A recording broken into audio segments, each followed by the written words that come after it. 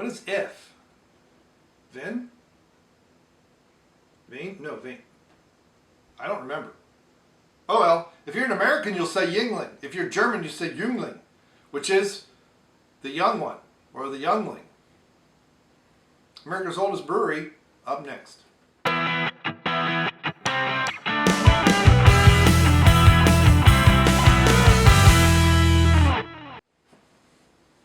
Hey everybody, welcome back to a Brain Review. This is the third time I've messed up. Beer review with Brain Muffin. So you have America's oldest brewery. See, I knew without looking, even though it's called the young one. We have black and tan, porter and premium beer. I don't know what they mean by premium beer. I'm guessing a lager. Now, black and tan is what they're known on this side of the pond. If you go to Ireland and are in the wrong part of the country and ask for a black and tan and you don't get the living crap beat out of you, you are lucky. It is a half and half there because the black and tan, if I remember correctly, were British sympathizers for the Irish that would beat up the Irish nationalists, something like that. Or I have it backwards. I don't know. Now, this is a beer that I have had before, but I didn't remember having it before, and I've given it a 4 out of 5 on Untappd both times. This is a beer that was out of the, there was at Jungle Gyms, they had it on there. It wasn't $1, it was $2. It was on sale kind of thing.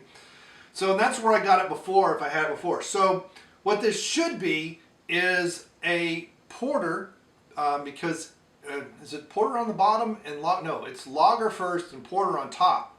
And they use a spoon to do it, and so you'll get lager, because you can also get it with an ale. Some places will do a light ale on the bottom and the stout or a porter on top.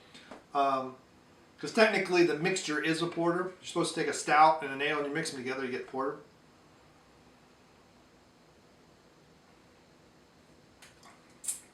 That's still pretty good. So you got hints of lager, sweetness, maltiness.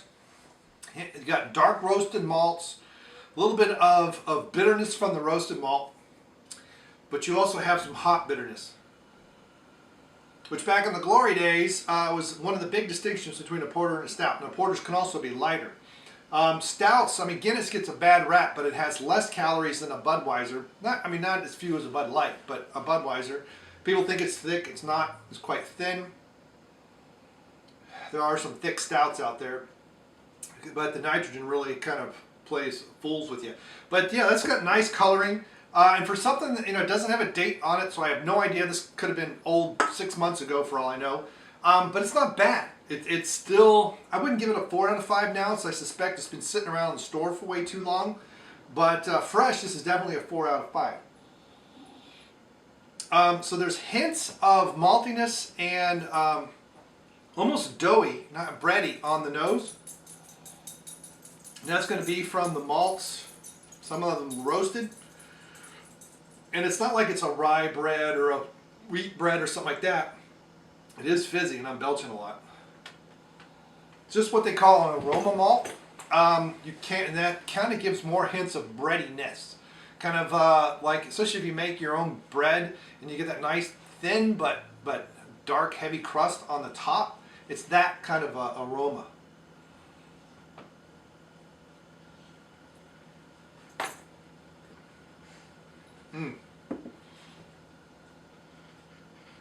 But this definitely finishes smooth. It finishes well. It has some, that's right, you've got this combination of some hop bitterness, not a lot, just a bit. I don't know if it says 12 IBUs, which is very mildly bitter. And then the roasted malts just kind of stick around, and they provide the lingering bitterness that's coming from that dark roasted malt to get that deep, deep color like that.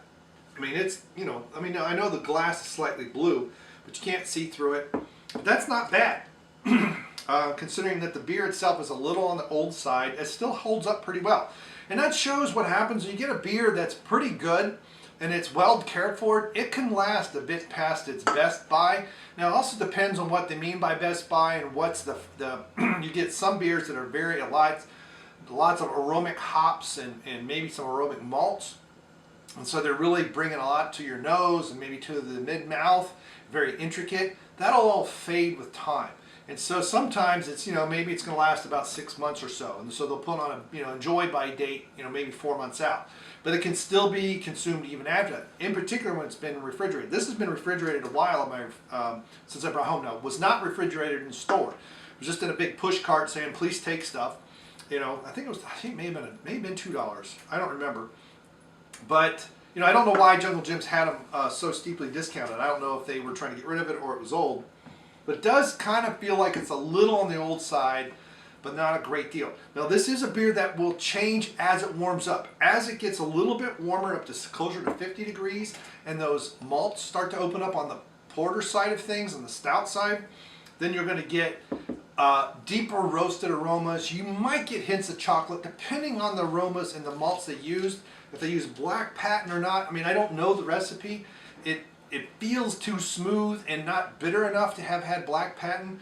Sometimes they also use roasted barley, so unmalted barley. So it won't give any sweetness at all, but it will give different flavors depending on how long they roast it and when they roast it, and if it's dried or if it was wet, the temperatures they roasted it. So sometimes you get a nice mild roast, but it's at a lower temperature, say 300 degrees, and for 20 minutes or something. And as opposed to say 400 degrees for 10 minutes. Because the higher temperature, even though that shorter time, it'll be deeper, it'll be darker, it'll be more bitter. You get some tannins and other things in there. It also depends if it's debittered malts, if they've got the husk off, depends on how they roast. I mean, all these variables play into what you get out of the beer and the characteristics, depending just from the malted or unmalted barley and what they do with it. So I think that's a pretty decent example. You know, for something that's supposed to be poured, the lager and then the stout, because really it should be a lager and a stout. Now sometimes people will do this with Bass and they'll do it with Guinness. Technically, if I remember, Bass is an ale, it's English. There is a, Guinness does make a lager, the name of which escapes me at the moment, and that's the true way to do a half and half. And you put that lager in first, you put the Guinness on top, and then they stay separate until you use a spoon and swirl it together.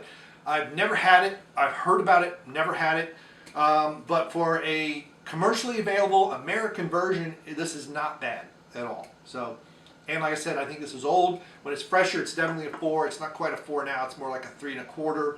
But I think it's getting old and that's it, and I'm not going to hold it against it. So there you go. So 4 out of 5 when it's fresh. So have you had the Yuengling Black and Tan?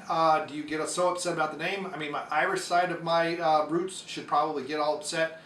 But the German side, not so much. And that's why I like the smoked malts better. Do you think 4 out of 5 is being too generous? Do you like it, not like it? Let me know in the comments below, and thank you very much. Goodbye.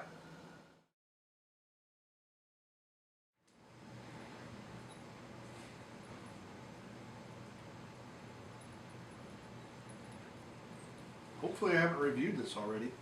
Forgot. You know, because I am old, and that does happen. Yuengling.